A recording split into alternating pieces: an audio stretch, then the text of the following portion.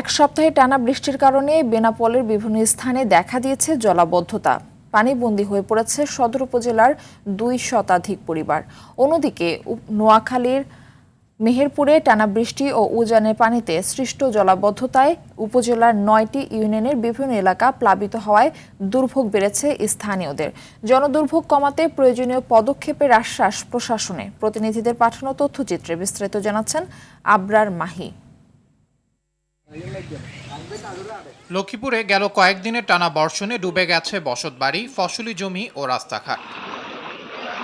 গেলবারও একই কারণে ফসল উৎপাদন করা সম্ভব হয়নি। এবারও চাষাবাদ নিয়ে হতাশায় কৃষকরা। এই হাজার হাজার টাকা আমরা বুঝি শেষ করিয়া দিছি, কারণ আমার সম্পূর্ণ জাল আসান সব পানির ভিতরে। কাজকর্ম করতে আর না, সব ডুবি ডাবি গেছে। আমরা যে সব দিনে হানি নিতে সেই যায় আর রাস্তার পানি। এখানকার প্রভাবশালীরা খাল দখল করে নিয়েছে, যার কারণে এই খালের উপর অনেকগুলা দোকানপাট তৈরি হয়েছে। দ্রুত অবৈধ স্থাপনা উচ্ছেদ করতে পারলেই এই সমস্যা কেটে যাবে বলে জানিয়েছেন এই কর্মকর্তা।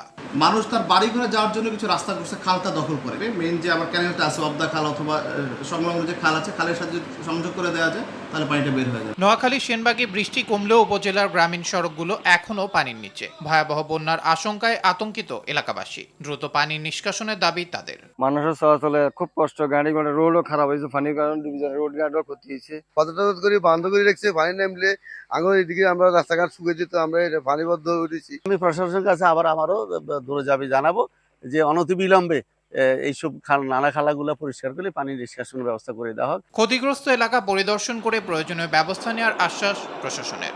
অবৈধ স্থাপনা যেগুলো খালের উপরে আছে এবং পানি প্রবাহে বাধা সৃষ্টি করছে, সেগুলো সেনাবাহিনী সহ পুলিশ ও অন্যান্য সংস্থার সহায়তায় আমরা সেগুলো উচ্ছেদ করেছি। আমরা আমাদের কার্যক্রম চলমান রেখেছি। আবরার মাহি, RTV।